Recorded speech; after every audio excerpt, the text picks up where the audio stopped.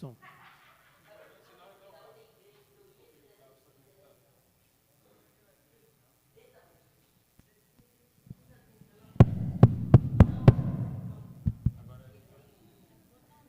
Som, som.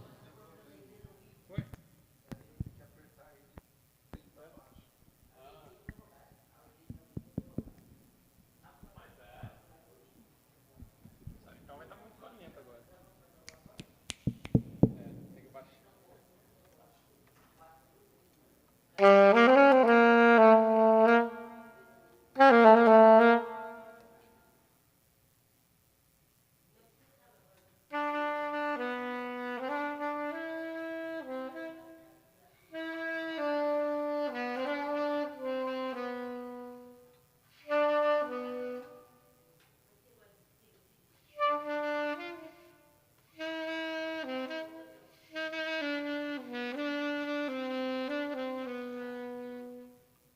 Pode baixar só um pouquinho mais, só para... Obrigado.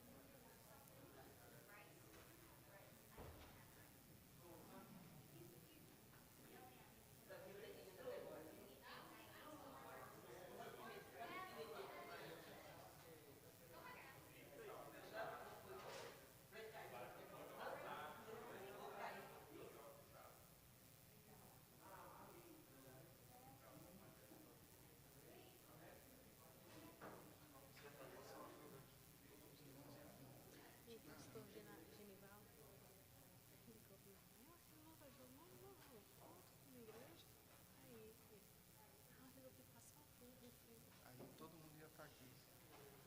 Te garanto. Devia ter falado para os irmãos anunciar porque passar o jogo aqui na igreja. Aí todo mundo ia vir, entendeu? Aí chegava aqui, nós dávamos um jogo da palavra de Deus para ele, cantava uma música de. Nos converte os irmãos, ó Deus.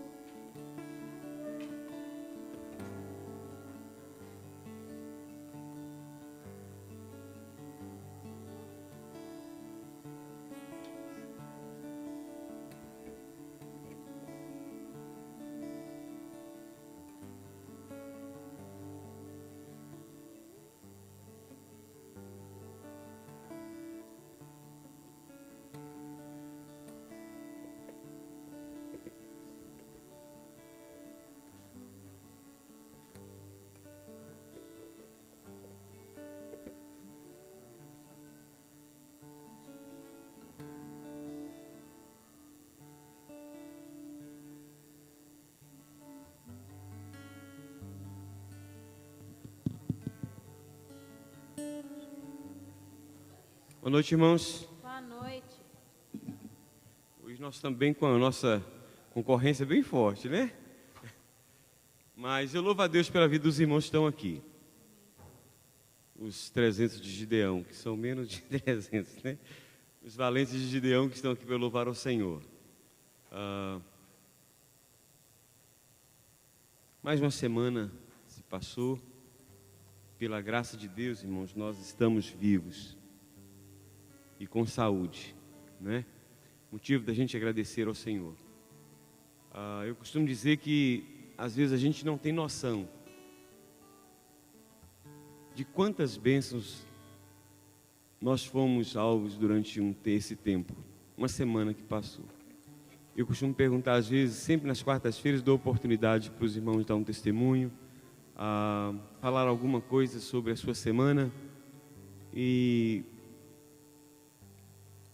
alguns compartilham algumas coisas, outros compartilham outros. E no geral a gente diz, não foi tudo normal, né? Aconteceu tudo normal. Eu entendo quando a gente diz isso, foi tudo normal, correu tudo bem, não é? Mas na verdade, para que seja tudo normal, muitos milagres aconteceram, não é? Muitas bênçãos de Deus ocorreram. Quantos livramentos nós tivemos? Se nós não tivéssemos a proteção de Deus sobre nós, quanta coisa teria acontecido conosco? Não é verdade?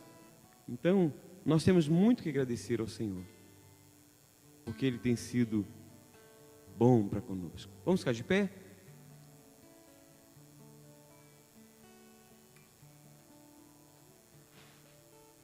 O salmista no Salmo 145 diz assim: Exaltar-te-ei, ó Deus meu e Rei, bendirei o teu nome para todo sempre. Todos os dias te bendirei e louvarei o teu nome para todo o sempre.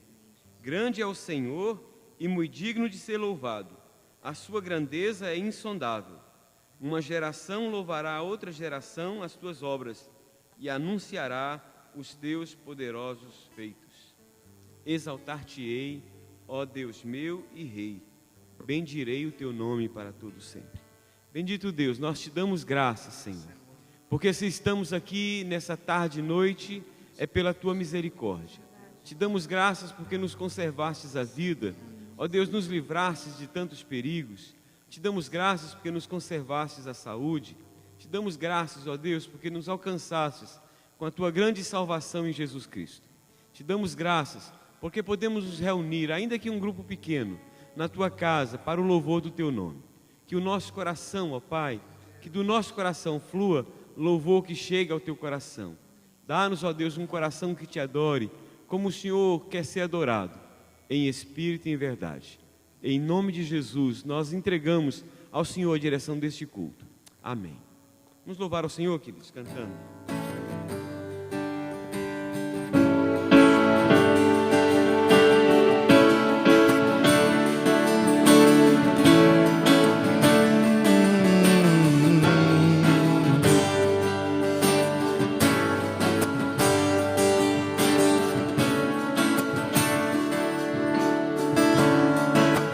Bem-aventurado que está firmado em tua casa,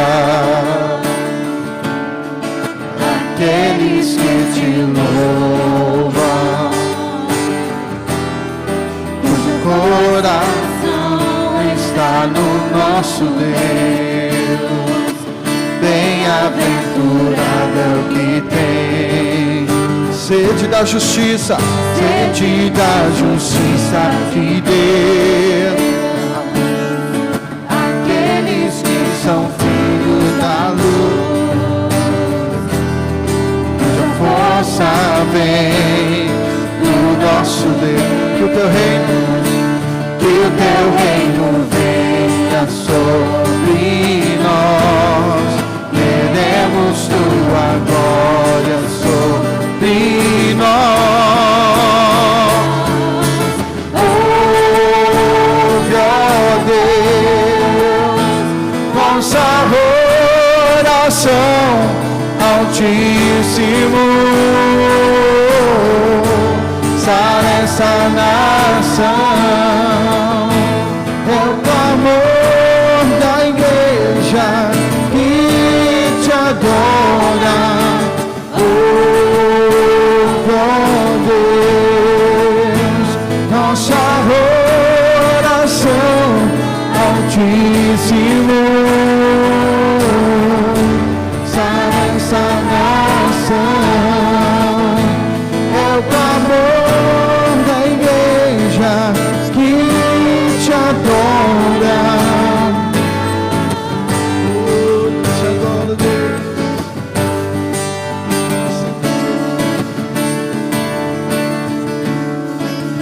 Bem-aventurado é o que está firmado em tua casa, aqueles que te louvam, o coração está no nosso Deus. Bem-aventurado é o que tem sede da justiça de Deus, aqueles que são filhos da luz, cuja força vem do nosso Deus, que o teu reino venha sobre nós, queremos sua glória sobre nós.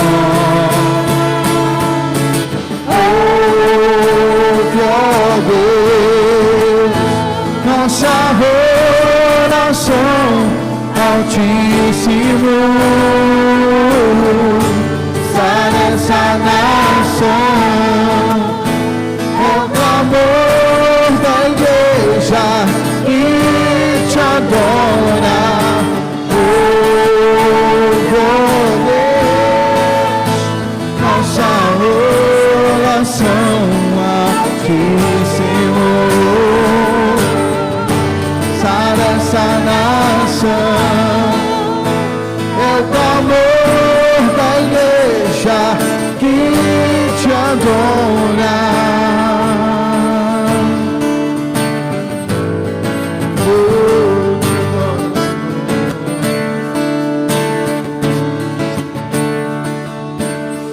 Só tu és santo, só tu és santo, só tu és santo, Senhor. Só tu és santo.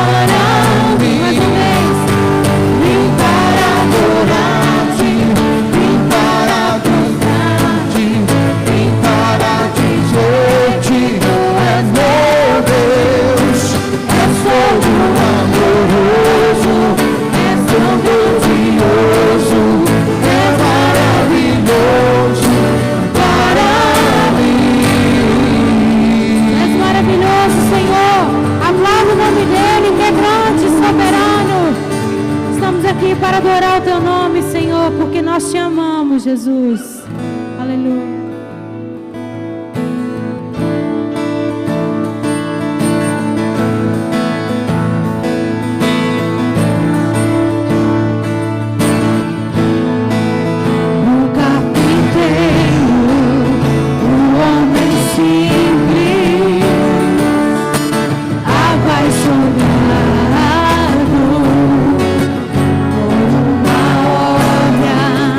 Uma missão.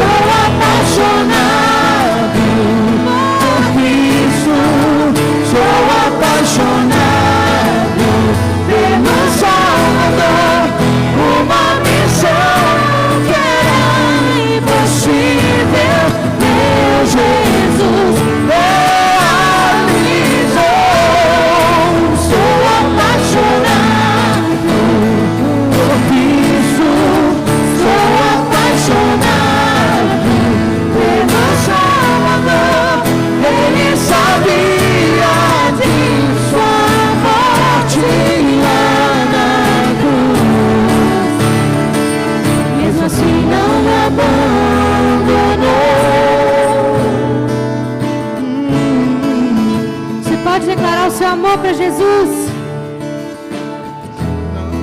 Estou apaixonado por Cristo, estou apaixonado pelo Salvador, uma missão que era impossível, meu Jesus realizou. Estou apaixonado por Cristo. Estou apaixonado pelo Salvador, Ele salvou de sua morte lá na cruz. Mesmo assim não me abandonou.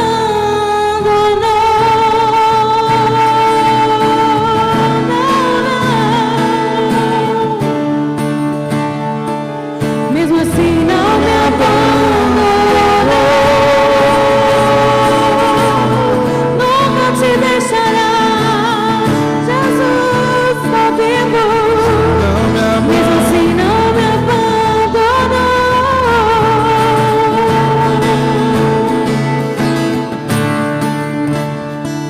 Mesmo assim não me abandonou. Glórias ao Senhor Jesus. Obrigada pela tua companhia, Senhor.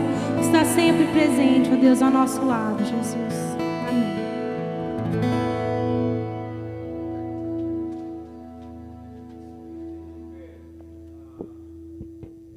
Queria que nós colocássemos, nós temos sempre esse tempo para orar em favor dos enfermos, daqueles que têm alguma questão que precisa ser resolvida. Nós temos orado pelo pai do José Lisboa. Como é que está? Tem alguma mesmo estado? Faleceu? Não fiquei sabendo. Nós temos orado aqui nas quartas-feiras por essa peleja que vai ter na casa dos representativos agora dessa lei da imigração. Então, estou chamando os irmãos para se unirem, para a gente orar. Não é? Quantos milhares de pessoas estão dependendo da sensibilidade desses representantes aí para orar em favor do imigrante, não é? Uma lei que possa favorecer e beneficiar o imigrante, e não o imigrante que venha favorecer e beneficiar a nação, não é? Porque na verdade esse país tem sido abençoado pelos imigrantes e será abençoado também por essa lei que vai beneficiar os imigrantes. Então, nós temos todas as quartas-feiras separado um tempo para interceder por essa nação, interceder uns pelos outros, orar por essa lei de imigração, e quero que os irmãos estejam juntos nisso, clamando ao Senhor por isso aí, não é? Então vamos orar então nesse sentido. Pai amado, nós queremos apresentar, ó Deus, aqueles que talvez chegaram aqui com alguma enfermidade ou com algum problema para ser resolvido, que está trazendo inquietação para o seu coração, uma situação, ó Deus, que está pendente, sem solução, mas que neste momento coloca diante de Ti, por aqueles que nos acompanham via internet. Nós queremos colocar, ó Deus, essa nova batalha que teremos na casa dos representativos, no que diz respeito a essa lei da imigração. Suplicamos, Pai, Tua intervenção, ó Deus, em nome de Jesus. Tu conheces a necessidade, ó Deus, que nós temos de ver, ó Deus, tantas e tantas milhares de pessoas sendo abençoadas por esta lei. Ó Deus, que o Senhor dê sensibilidade aos governantes, ó Deus, aos representantes do povo que estão lá e que dependem, ó Deus, estamos dependendo deles para que eles possam favorecer, ó Deus. Mas na verdade, nossa dependência maior vem do Senhor. Clamamos, Pai, pela Tua intervenção. Ó Deus, a Tua palavra nos declara que o coração do rei está nas mãos do Senhor e que segundo o Teu querer o Senhor o inclina, e nós suplicamos que Tu inclines, ó Deus, o coração destes homens para que eles possam ser favoráveis a uma lei que possa beneficiar esses milhares e milhares de imigrantes espalhados por essa nação. Clamamos para aqueles que estão enfermos, para aqueles, ó Deus, que estão com a causa pendente, pedimos Tua direção, ó Pai, Tua intervenção também. Ó Deus, nós suplicamos em favor de cada um que entrou aqui nesta noite. Ó Deus, para que cada um seja alcançado com a Tua bênção que o Senhor tem separado para cada um, em nome de Jesus. Amém. Os irmãos podem sentar. Queridos, hoje, como os irmãos estão sabendo aí, nossa concorrência foi bem grande, não é? Mas só para tranquilizar aqueles que não sabem aí do resultado, até pouco tempo, até onde meus informantes disseram, estava 3-0. Você que chegou por último aí, um cara que está feliz, quanto saiu o Brasil? Você não terminou?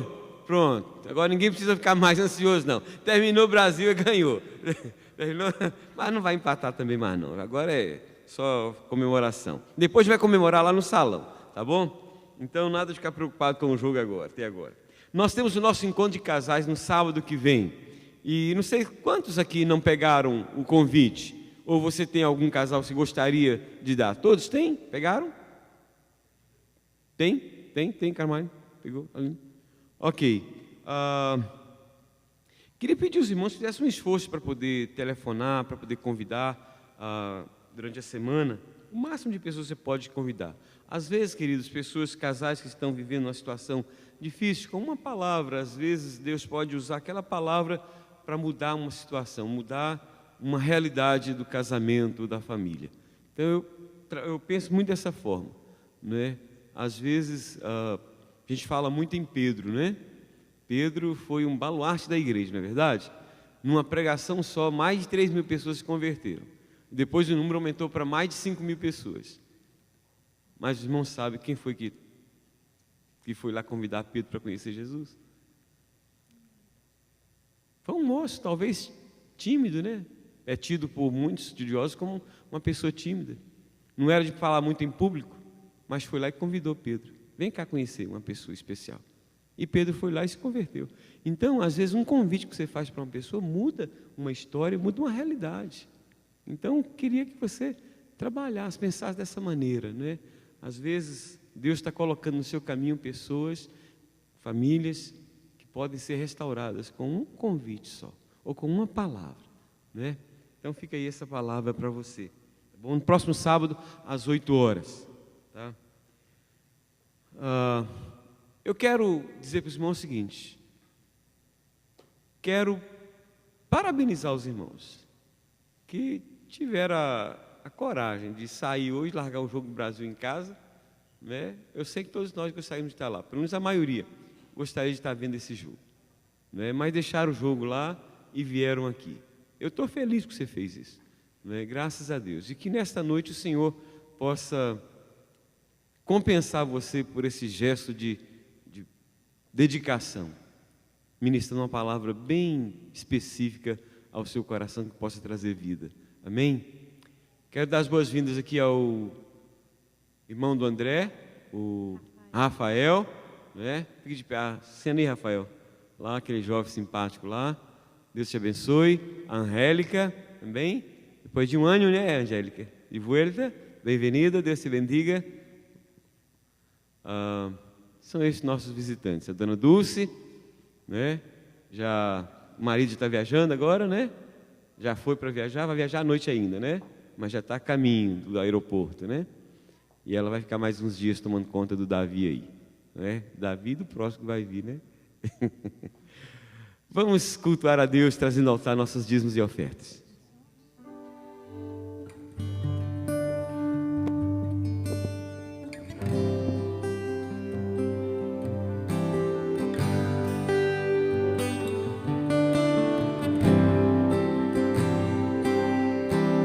Venho, Senhor, minha vida oferecer como oferta de amor e sacrifício.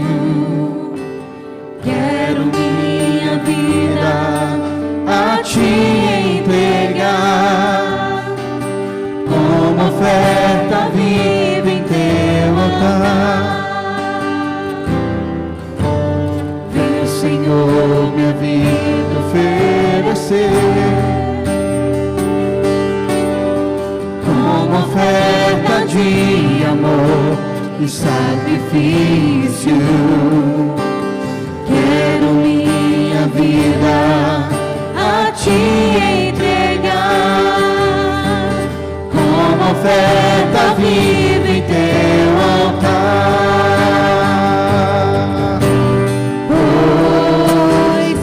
Te adorar,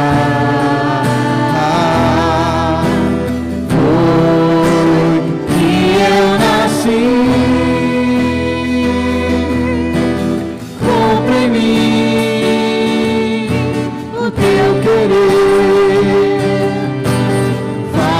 que está em teu coração,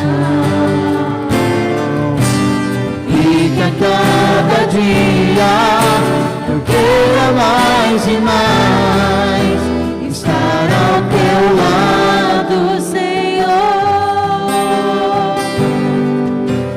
pois pra te adorar foi que eu nasci. Cumpre em mim o teu querer, faça o que está em teu coração, e que a cada dia eu queira mais e mais estar ao teu lado, estar ao teu lado, estar ao teu lado, Senhor.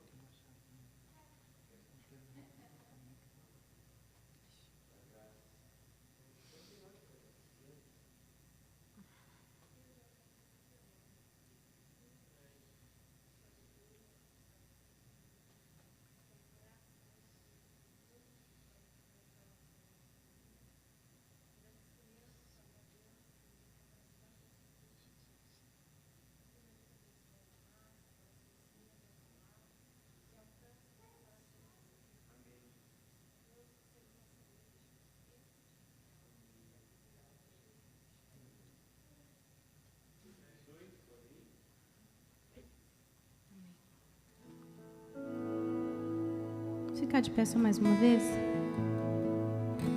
Essa canção nos lembra dos milagres que o Senhor pode fazer na minha e na sua vida.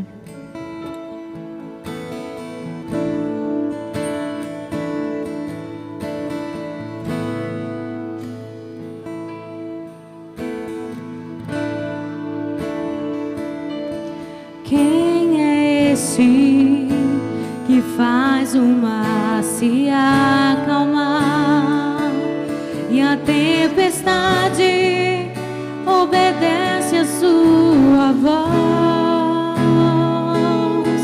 Quem é esse que anda sobre as águas e por onde passa tudo pode transformar? Quem é esse que todas as coisas pode ver e o coração do homem pode sondar? Quem é esse que cura as doenças e o corpo e a alma pode restaurar? O seu nome é Jesus, o Filho de Deus, morreu na cruz em meu lugar, mas a morte venceu e ressuscitou. Creia, igual ao meu Deus não há.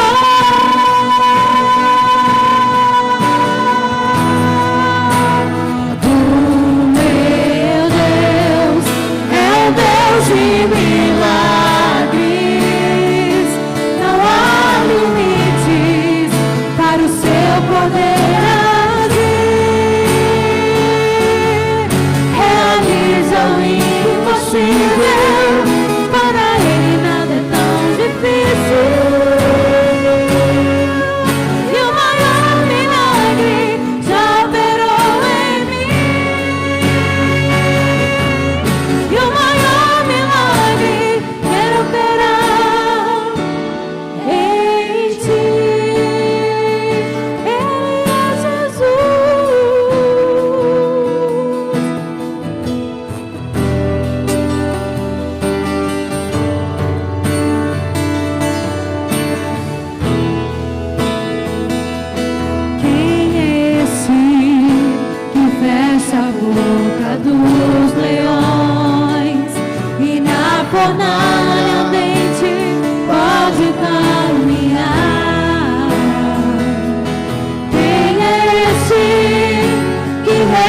ressuscita os mortos, uma nova vida faz o homem experimentar. Quem é este que abre as portas das prisões e em liberdade faz seus servos caminhar? Quem é esse que diz: venho sem demora, pra minha noiva mostrar? Ele, o seu nome é Jesus, o Reino de Deus, morreu na cruz em meu lugar, mas a morte venceu e ressuscitou, igual ao meu Deus, não há igual. O meu Deus é o Deus de milagres, não há limites para o seu poder agir. Realiza o impossível, para ele nada é tão difícil. E o maior milagre já operou em mim. E o maior milagre já operou em mim. E o maior milagre quer operar em ti.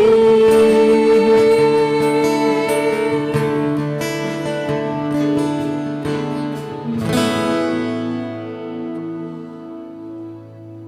Os irmãos podem sentar. O seu nome é Jesus. Por favor, queridos, abra suas Bíblias comigo, ou a sua Bíblia comigo, no Evangelho do Senhor Jesus, segundo escreveu Lucas, no capítulo 7.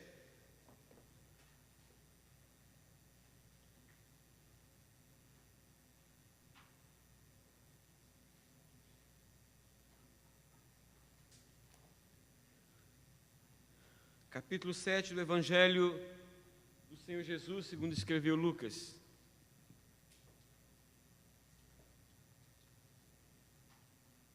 Versos 36 a 50.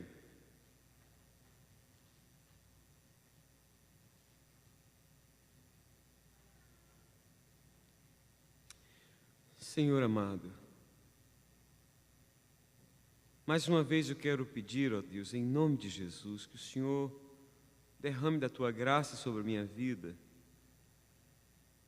e ministre a Tua palavra ao nosso coração de uma maneira tão profunda que nós possamos sair daqui dizendo que realmente o Senhor falou conosco. Estes irmãos, ó Deus, poderiam estar também em casa como os demais, mas deixaram, ó Deus, algo que gostaria de fazer para estar aqui louvando o Teu nome. Por isso, ó Deus, traga uma palavra ao coração de cada um aqui, ó Deus, e unja os meus lábios, em nome de Jesus. Amém. Convidou um dos fariseus para que fosse jantar com ele. Jesus, entrando na casa do fariseu, tomou lugar à mesa.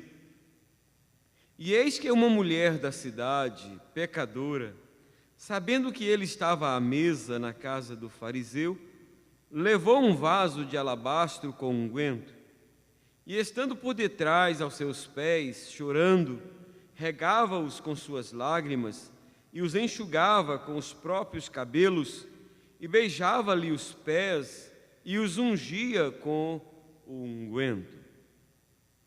Ao ver isto, o fariseu que o convidara disse consigo mesmo: se este fora profeta, bem saberia quem e qual é a mulher que ele tocou, porque é pecadora.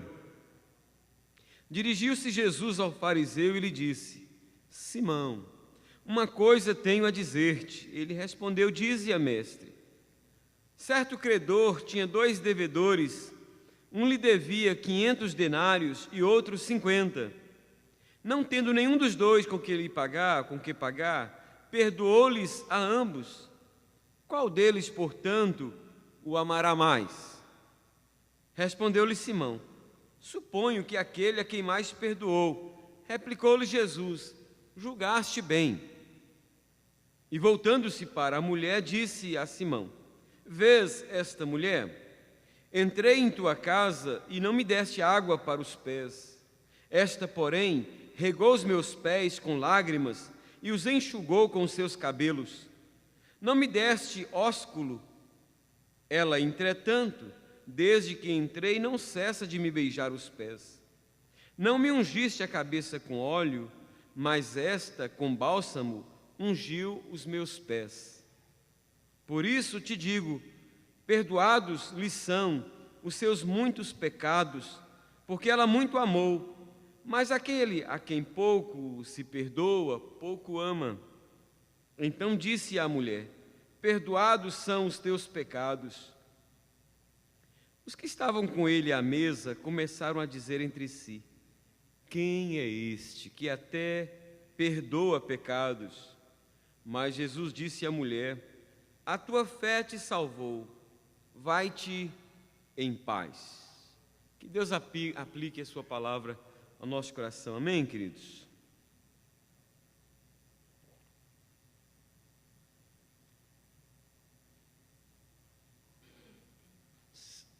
Os que vieram domingo passado devem se lembrar que eu preguei esse mesmo texto, não é? Lembra? Pois bem, no domingo passado eu preguei baseado nesse texto sobre o tema o desencontro de Simão no encontro com Jesus. Falei que Simão marca um encontro com Jesus, convida Jesus para um encontro na casa dele para jantar.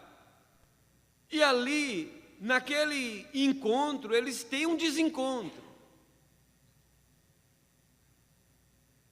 E a razão por que se deu esse desencontro, nesse encontro de Simão com Jesus, foram essas. Primeiro, porque Simão não demonstrou nenhum gesto de amor, embora se julgasse espiritualmente superior. Segundo, ele não experimentou a doçura do perdão, porque não sentiu o gosto amargo do arrependimento. Lembra que eu falei sobre isso? O fruto do arrependimento é doce, traz paz, traz alegria, mas o ato do arrependimento em si é duro, ele é amargo, faz você olhar para o seu pecado e ver. Terceira razão porque se dá esse desencontro no encontro com Jesus é porque ele não passou por nenhuma transformação espiritual, porque Jesus teve acesso apenas à sua casa, mas não teve acesso em seu coração. Por esses motivos, além de outros, aquilo que tinha tudo para ser um encontro se transformou num desencontro. Por outro lado, alguém que não estava convidado para estar ali, alguém que não era suposto estar ali, ali estava. E ali se dá um verdadeiro encontro, que é a mulher chamada pecadora. Ela sim tem um encontro com Jesus. E é sobre esse encontro da mulher pecadora com Jesus que eu quero lhes falar nesta noite. Por que ali se deu um encontro? Primeiro, porque ali chegou uma mulher condenada e saiu justificada. Ao descrever a mulher que se aproximou de Jesus na casa de Simão, assim a identificou o evangelista Lucas. E eis que uma mulher da cidade, pecadora, sabendo que ele estava à mesa na casa do fariseu, levou um vaso de alabastro com unguento. Foi nessa condição de pecadora que ela chegou à presença de Jesus sem reivindicar nada, porque ela sabia que não tinha direito nenhum, estava ali tão somente na condição de pecadora, diferente de Simão, que se julgava justo. Esta mulher não se vê dessa maneira, pelo contrário, ela reconhece que era mesmo a pecadora que todos pensavam e diziam que ela era, o que a levou a se prostrar aos pés de Jesus e os lavar com as suas lágrimas, os enxugar com os seus cabelos, os beijar com os seus lábios e ungí-los com o seu unguento. Sabe por quê? Ela beijava os pés de Jesus porque ela não se sentia digna de beijar sua face. Cumprindo aquilo que disse o salmista Davi há muitos séculos atrás, que Deus não despreza, Deus não rejeita um coração quebrantado e contrito. Jesus não resistiu ao gesto de amor e de humildade daquela mulher e lhe perdoou os seus pecados. Os pecados que a condenavam foram perdoados. Naquele gesto silencioso estava o clamor de um coração aflito e angustiado pela culpa que carregava e que não queria carregar mais, o que a levou a se curvar diante da pessoa certa em busca de solução para aquele problema espiritual. O final do texto e da história nos mostra que por causa dos seus pecados, ela chegou condenada, não só pelos de fora, mas condenada pelo próprio Deus e pela sua própria consciência. Mas saiu justificada pela única pessoa que tem poder para fazer isso. Depois daquele gesto, estas foram as palavras de Jesus para aquela mulher: perdoados são os teus pecados. Perdoados são os teus pecados. Amados, ninguém vai a Jesus da forma como foi aquela mulher e volta do mesmo jeito para sua casa. Por pior que seja o seu status espiritual diante de Deus e dos homens, se esta pessoa chegar diante de Deus como aquela mulher se apresentou diante de Jesus, ela chega condenada e sai justificada, como saiu o publicano da parábola contada por Jesus. Olha só, eu vou ler essa parábola, depois vocês podem ler em casa, analisá-la melhor. Em Lucas 18, versos 9 a 14, diz assim: propôs também esta parábola a alguns que confiavam em si mesmos, por se considerarem justos, e desprezavam os outros. 2 homens subiram ao templo com o propósito de orar, um fariseu e outro publicano. O fariseu era um religioso, e o publicano era considerado um pecador, porque cobrava o imposto além do que deveria. O fariseu, posto em pé, orava de si para si mesmo, desta forma: ó Deus, graças te dou, porque não sou como os demais homens, roubadores, injustos e adúlteros, nem ainda como este publicano. Jejuo 2 vezes por semana, dou o dízimo de tudo quanto ganho. O publicano, estando em pé, longe, não ousava nem ainda levantar os olhos ao céu, mas batia no peito, dizendo: ó Deus, sê propício a mim, pecador. Digo-vos, disse Jesus, que este, o publicano, desceu justificado para sua casa, e não aquele, o fariseu, porque todo o que se exalta será humilhado, mas o que se humilha será exaltado. Oh, queridos, o grande problema é que muitos de nós temos a síndrome do fariseu que convidou Jesus para jantar em sua casa. Que síndrome é esta?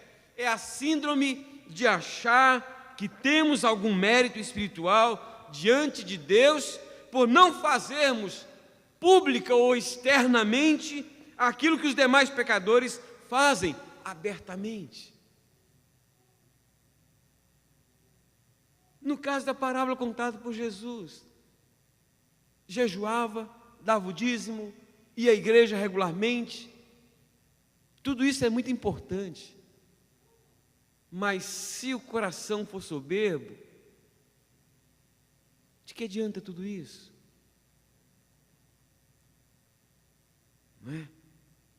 Uma das piores coisas que pode acontecer conosco, amados, é sermos contaminados por esse espírito de farisaísmo, porque esse espírito, além de nos embrutecer espiritualmente, nos faz ter uma visão completamente distorcida de nós mesmos, nos faz ter uma visão sempre complacente conosco mesmos, mas sempre implacável com os outros.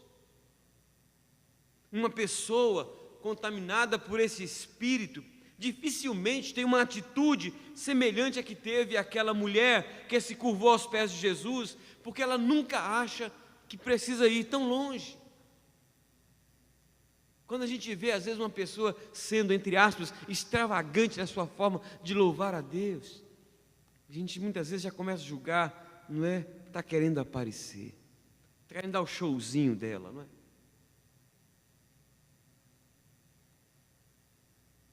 E a verdade é que na maioria das vezes é mesmo. Mas por que nós devemos julgar? Porque a gente nunca sabe quando tem alguém ali que está fazendo aquilo com expressão de sinceridade diante do Senhor. Então deixa Deus julgar. É Deus que vê o coração, não é? Deus que vê o coração. É por isso, queridos, que uma pessoa assim, por mais tempo que passe diante de Jesus, nunca volta justificada para casa, volta sempre condenada, da mesma forma como chegou. Quando você comparece diante de Jesus, nesse tempo que você passa diante dele, vamos dizer assim, aquele tempo especial, porque não tem como sair da presença dele. Mas como é que você se sente quando volta? Quando você se aproxima do Senhor para buscar a sua face, de que forma você se apresenta? Como alguém que acha que tem algum mérito? Como alguém que acha que Deus tem algum motivo para poder te atender, porque, afinal de contas, você não é igual tantos pecadores que tem por aí? Ou você chega como aquela mulher, se vendo o mais miserável dos miseráveis, mas dizendo: Senhor, pela Tua graça, eu chego na Tua presença, confiado somente em Jesus. Estou até com vergonha, mas me atrevo a chegar a si mesmo. Como é que você chega? Você chega assim? Então, quando você chega assim, você sempre volta justificado para casa. Agora, quando você chega achando que você eu sou melhor do que os demais aí, né? Eu não vivo igual essa ralé vive aí, esse pessoalzinho vive. Vamos pensar nisso, queridos. O encontro da pecadora com Jesus, porque foi um encontro que marcou a vida dela. Em segundo lugar, ela chegou discriminada e saiu honrada. Ela chegou discriminada e saiu honrada. O que é curioso nesse texto, irmãos, é observar que Lucas, mesmo sendo um historiador, Lucas não foi um discípulo, um apóstolo de Jesus. Foi um seguidor do Evangelho, mas Lucas foi um historiador que vai contar depois a história. Ele não caminha lado a lado com Jesus, como os demais apóstolos. Ele era um pesquisador, conforme ele nos deixa saber no segundo livro que ele escreveu, que foi o livro de Atos. Só para os irmãos terem uma noção do que eu estou falando, eu vou ler só o primeiro versículo do capítulo 1 de Atos. Porque isso aqui é interessante, a gente descobrir essas fontes. Ele escreveu assim para uma pessoa importante da sua época, em primeiro lugar, e depois para a igreja. Escrevi o primeiro livro, ó Teófilo, viu, Teófilo? Relatando todas as coisas que Jesus começou a fazer e ensinar, até o dia em que, depois de haver dado mandamento por intermédio do Espírito Santo aos apóstolos que escolhera, foi elevado às alturas. A este também, depois de ter padecido, se apresentou vivo com muitas provas incontestáveis, aparecendo-lhes durante 40 dias e falando das coisas concernentes ao reino de Deus. Ele faz o quê? Ele faz um trabalho de pesquisa. Ele vai a fundo, entrevistando as pessoas que conviveram com Jesus, que caminharam com Jesus, que estiveram lado a lado com Jesus para contar a história da forma mais fidedigna possível. E por que eu estou dizendo isso? Porque sendo ele um historiador, sendo ele um pesquisador, ele não consegue descobrir o nome dessa mulher. Na verdade, essa mulher perdera o nome ao longo do tempo, porque a cidade inteira a conhecia como a pecadora. Você está falando de quem? Da mulher pecadora.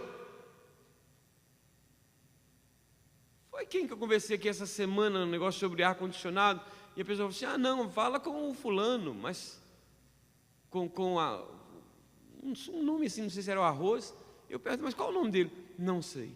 Todo mundo só chama ele de Arroz, eu chamo assim também, ele é conhecido como Arroz. Né? O cara perdeu o nome, é Arroz. Beto, né? Está aqui o Betão. Se eu chamar Carlos Roberto, ou Paulo Roberto, né? Talvez nem ele mesmo vai levantar, porque nem ele sabe. Né? Então, irmãos, é interessante que nem Lucas descobre o nome dessa mulher. Ela era conhecida por aquilo que, pelo seu erro, pelo seu pecado. Nós estamos diante de uma mulher que era discriminada, que tinha o seu nome ligado ao que ela fazia de errado, motivo pelo qual era conhecido como uma mulher pecadora.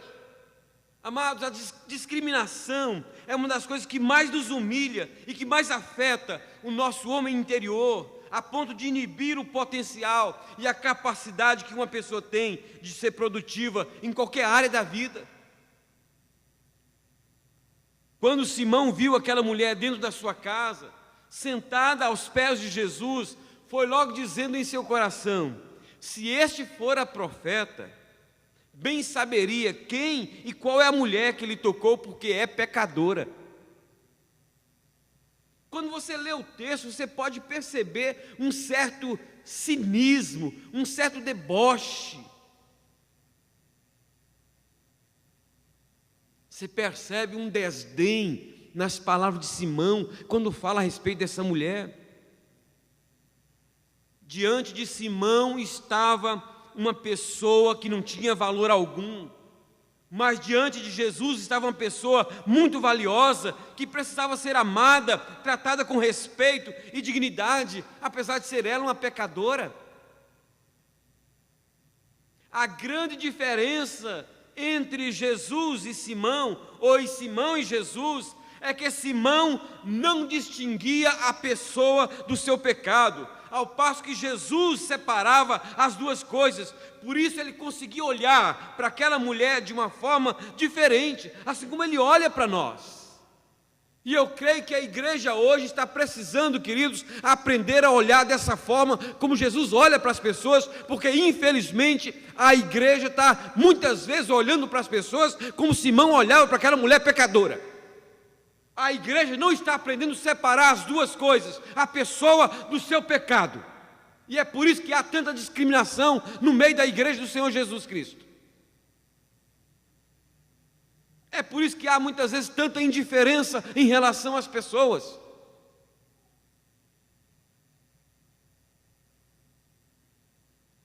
Simão olhou para aquela mulher e viu o seu pecado, por isso a discriminou, ao passo que Jesus viu um ser humano que precisava da sua ajuda, por isso a acolheu.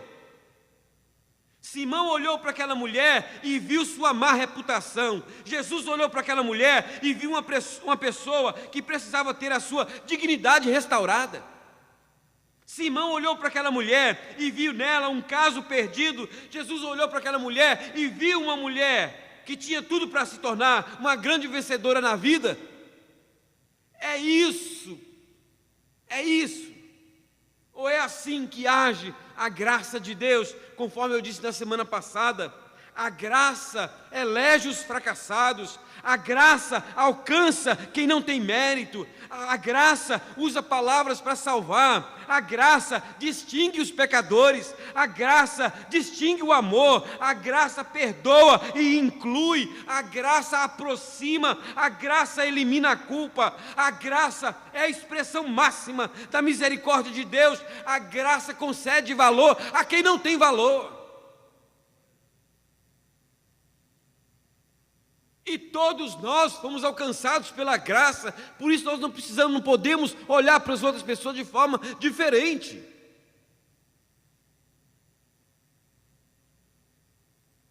Aquela mulher chegou discriminada e saiu honrada, não pelo fato de ser uma pecadora, mas pelo fato de reconhecer que era pecadora e de querer mudar de vida, olhando para Jesus como este agente de transformação. Esta visão de si mesma e de Jesus a levou a desnudar a sua alma e a se colocar aos pés daquele que nos vê e nos valoriza, não como nos apresentamos diante dos outros, mas que nos vê e valoriza pelo que somos e não pelo que temos ou que demonstramos ter.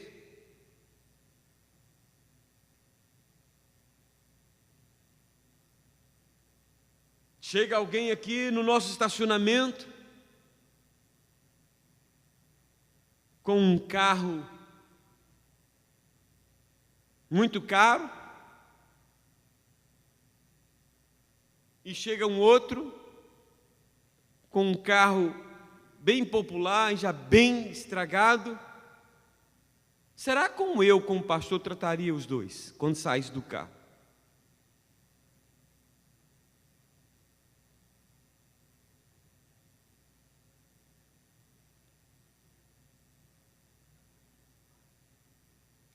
Minha pergunta para você nesta noite é: você quer ser honrado por Deus?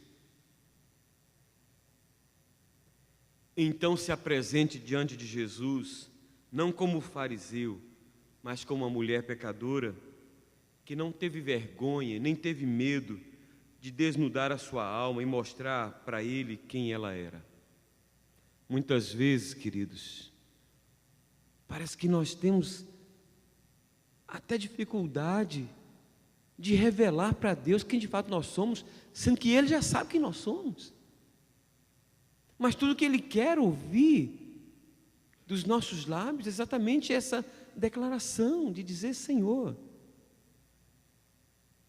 eu sou esse miserável pecador, que por Tua graça sou o que sou. O esposo da dona Dulce, aqui ontem na festinha que tivemos do aniversário do Enzo, estava me contando um fato que aconteceu com ele lá em São Paulo. Ele é músico e carregava a maletinha dele, a guitarrinha dele, e ele ia cantar numa determinada igreja. Só que acontece que ele pegou o ônibus errado e, a certa altura, descobriu que pegou o ônibus errado.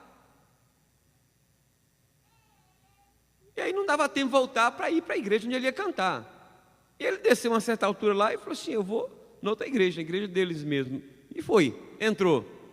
E lá nessa igreja tinha o costume de perguntar exatamente quem era. E sentou lá no último, a gente já entrou e já sentou lá no fundo, lá no último banco.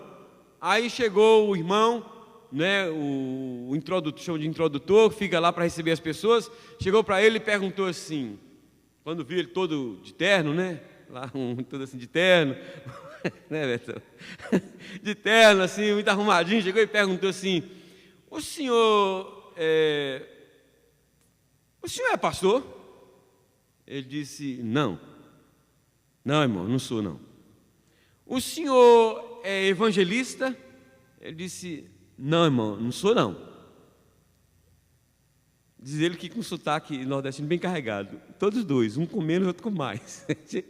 O senhor é presbítero? Disse: não, não sou não. O senhor é diácono? Disse: não, irmão, não sou não. O senhor é obreiro?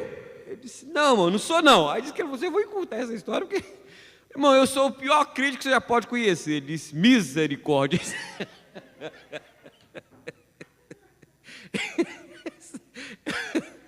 Eu sou o crítico mais miserável que você possa conhecer. Misericórdia. Virou as costas e saiu. Então, às vezes, a gente dá um tratamento, né, um tratamento VIP. Quem é você? Eu sou fulano, né? A gente enche a boca. Eu me recordo quando eu fui em Goiânia, há um tempo atrás, tem algum tempo, eu falei com a Jandira assim.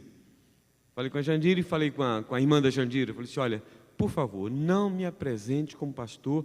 Eu estou indo visitar a igreja, estou indo mais normal possível, natural possível, mal, diga que eu sou crente. Se me perguntar que eu sou crente, deixa eles me perguntar que eu falo que sou crente, mas não diga que eu sou pastor, pelo amor de Deus. Se você me disser que eu for dizer que eu sou pastor, eu não vou.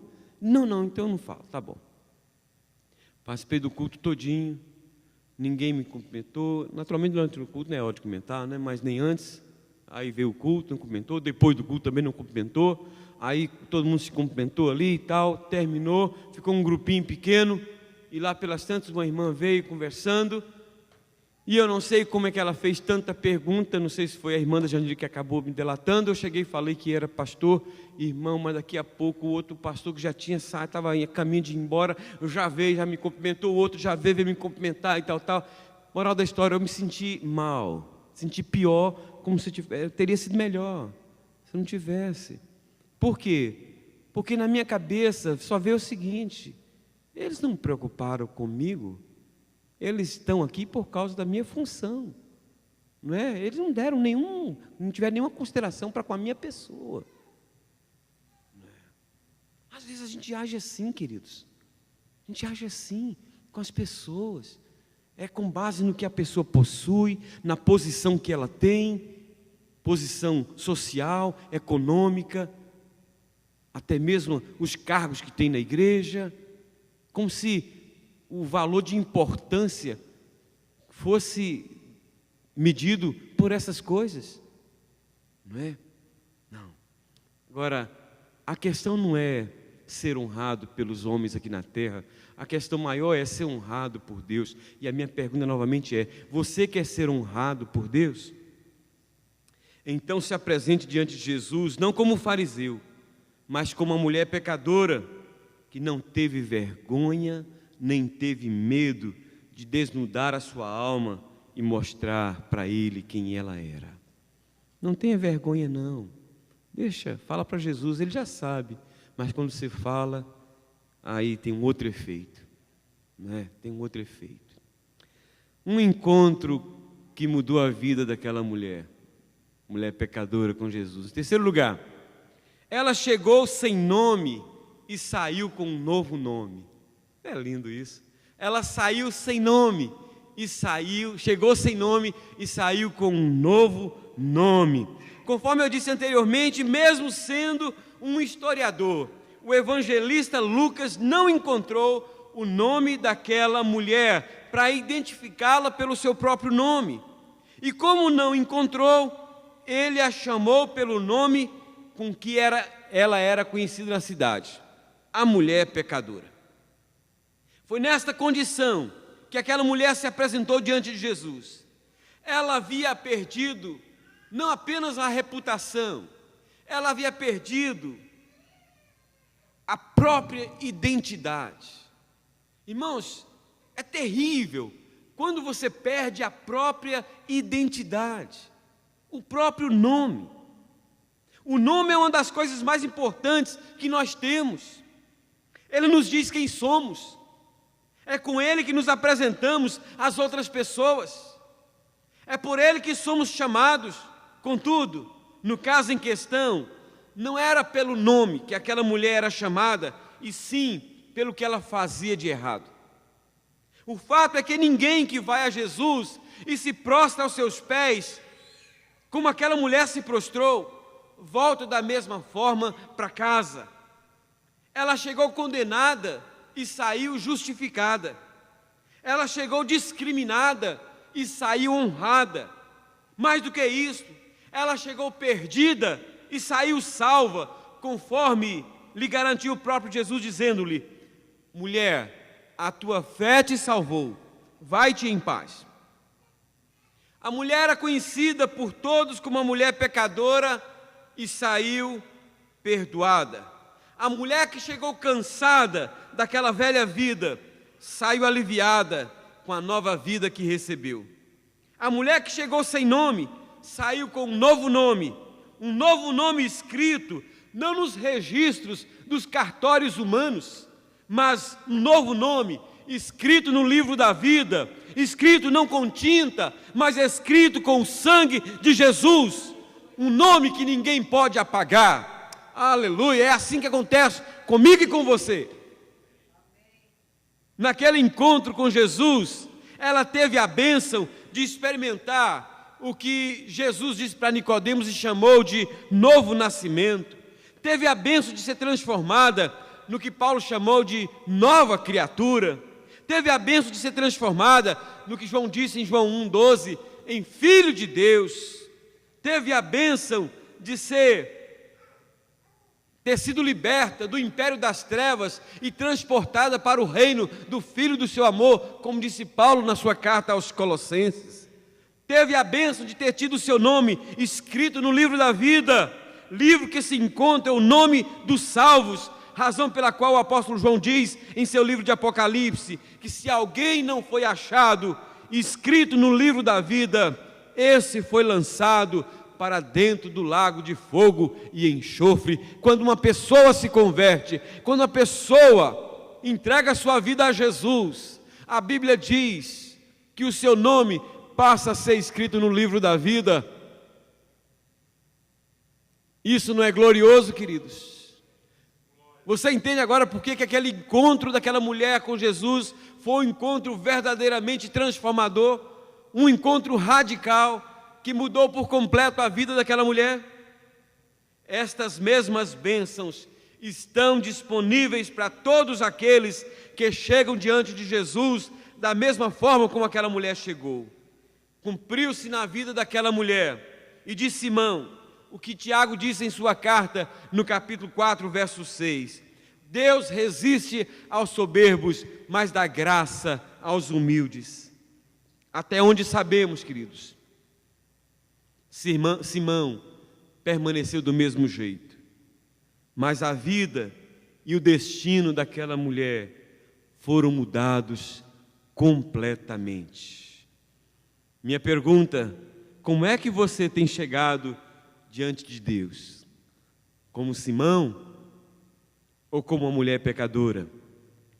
E a outra pergunta igualmente importante é: como é que você tem saído? Como é que você tem saído? Muitas pessoas começam bem, mas acabam mal. Muitas pessoas até chegam de um jeito, mas saem de outro diferente. Alguns de uma forma, outros de outra. Simão era religioso, tinha uma boa reputação e um nome respeitado entre os homens, mas não tinha o seu nome escrito no livro da vida. E você tem? Aquela mulher que perdeu a sua identidade, o seu nome, que não era respeitada diante dos homens, mas no encontro com Jesus recebeu um novo nome.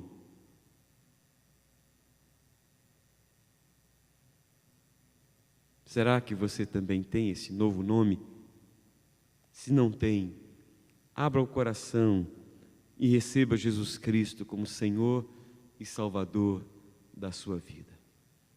Eu quero concluir a mensagem dessa noite lendo um texto bem conhecido. Está em Marcos capítulo 5. Diz assim: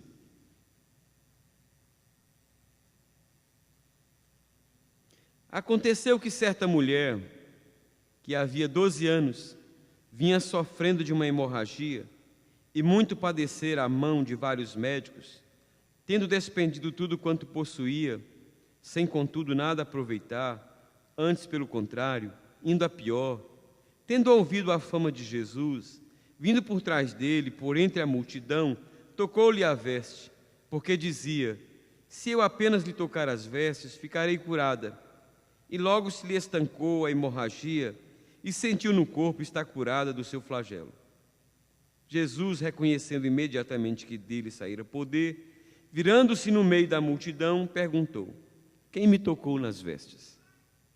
Responderam-lhe seus discípulos: vês que a multidão te aperta e dizes: quem me tocou? Ele, porém, olhava ao redor para ver quem fizera isto. Então a mulher, atemorizada e tremendo, cônscia do que nela se operara, veio, prostrou-se diante dele e declarou-lhe toda a verdade. E ele lhe disse: filha, a tua fé te salvou. Vai-te em paz e fica livre do teu mal. Aqui uma coisa interessante. Milhares de pessoas. Jesus não tinha segurança, não tinha guarda-costa.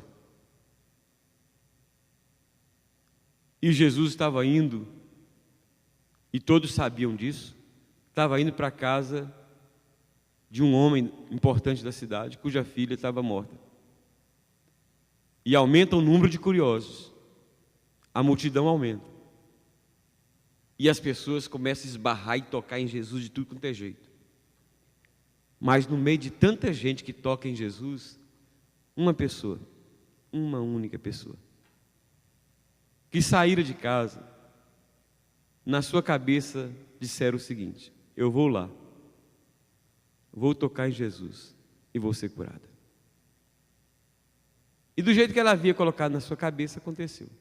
Foi lá, tocou em Jesus e foi curada. Minha pergunta para a nossa conclusão: será que havia mais gente para ser curada no meio daquela multidão? Será que havia gente doente ali?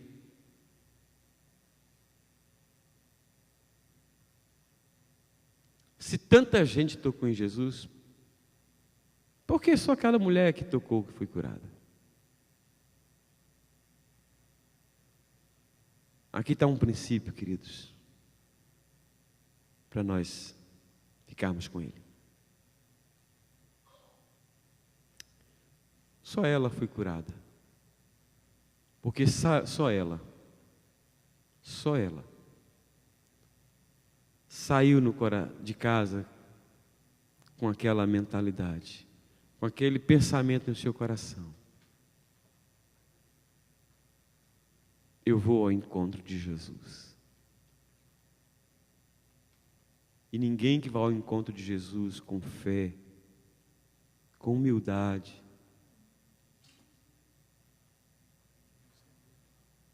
com o coração quebrantado, volta do mesmo jeito para casa.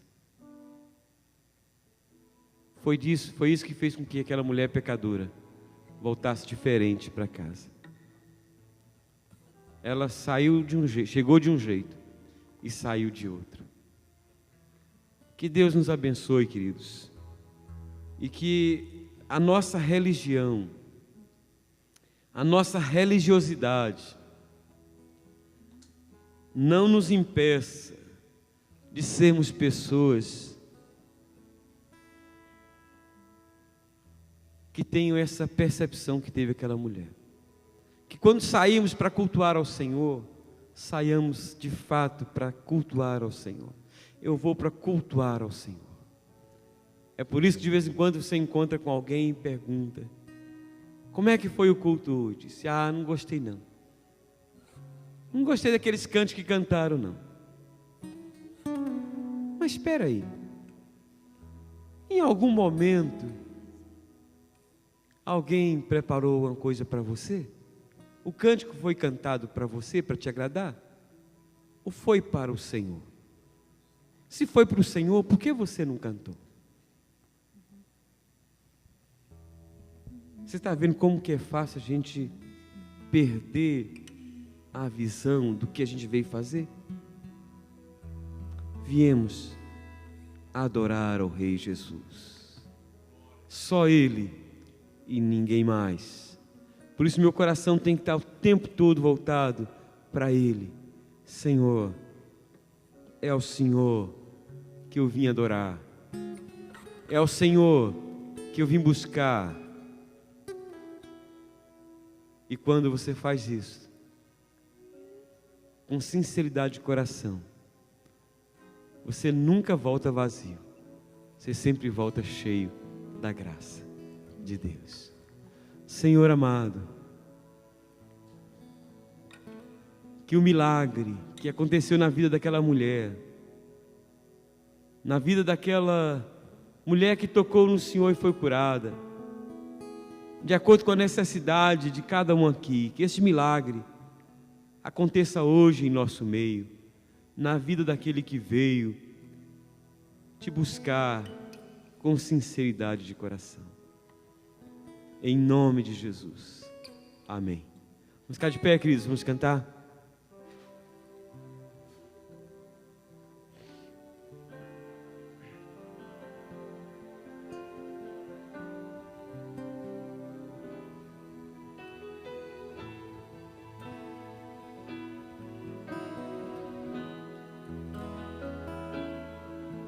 Adorar a Deus é mais que cantar. Adorar a Deus é mais que erguer as mãos. Não consiste em rituais e tradições. Adorar a Deus é mais do que vãs repetições.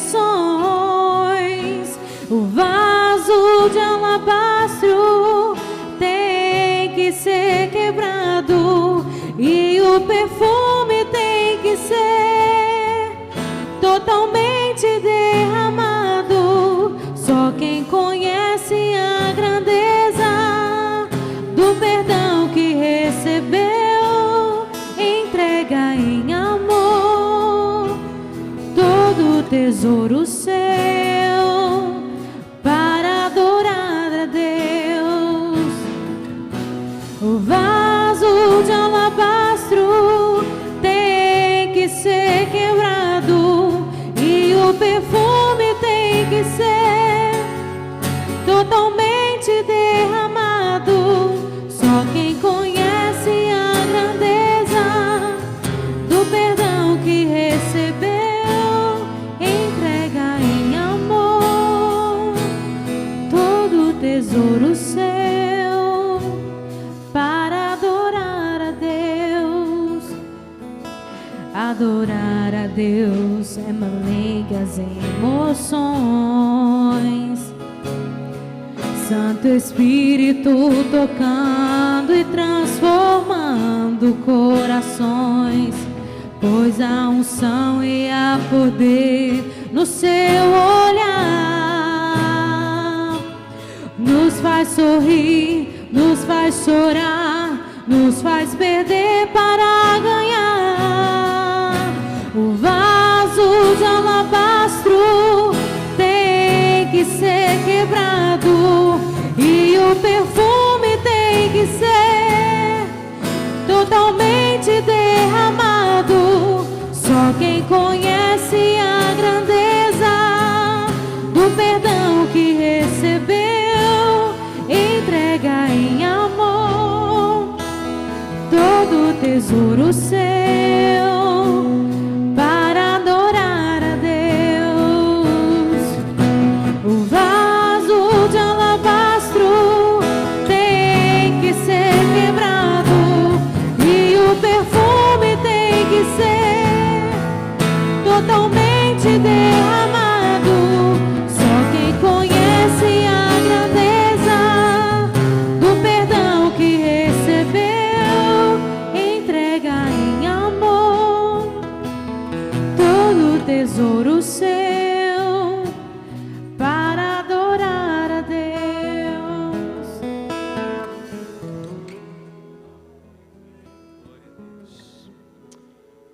Senhor, dá-nos esta bênção, Pai, de fazermos como aquela mulher que quebrou aquele vaso de alabastro, adorando o teu Filho Jesus Cristo, como Ele merece ser adorado, sem reserva, de coração completamente derramado na Tua presença. Transforma-nos, ó Deus, em adoradores deste nível, Pai.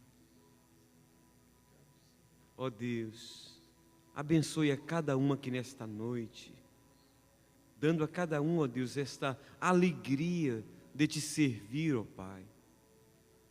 E livra-nos, ó Deus, desse espírito de farisaísmo que é tão comum muitas vezes em nós.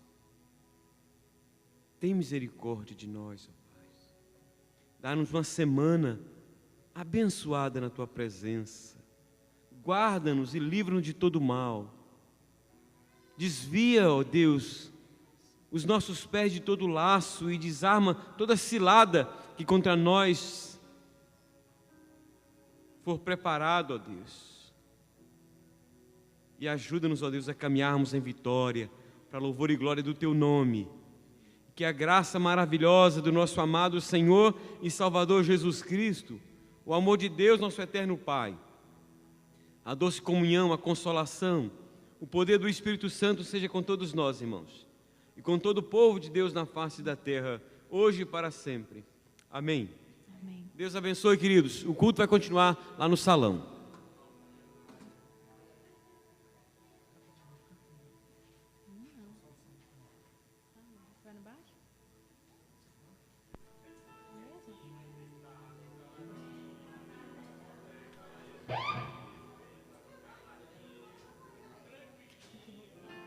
Tá muito baixo pra mim.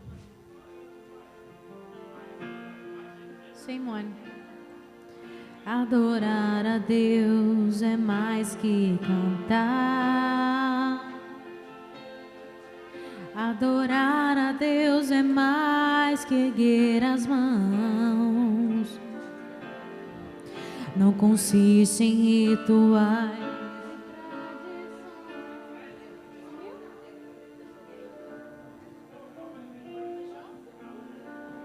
Adorar a Deus é mais do que vãs repetições.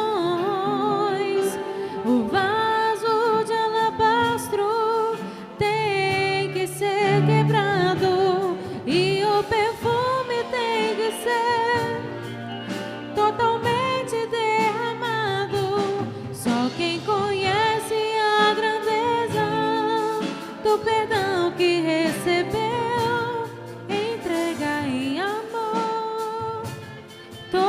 tesouro seu para adorar a Deus. Adorar a Deus vai além das emoções. Santo Espírito tocando e transformando corações, pois há unção e há poder no seu olhar. Nos faz sorrir, nos faz chorar, nos faz perder para ganhar.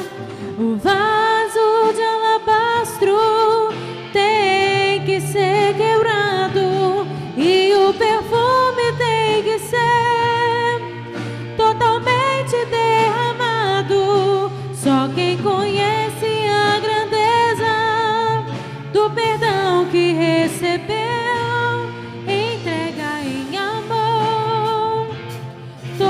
tesouro seu para adorar a Deus. O vaso de alabastro tem que ser quebrado e o perfume tem que ser totalmente derramado. Só quem conhece a riqueza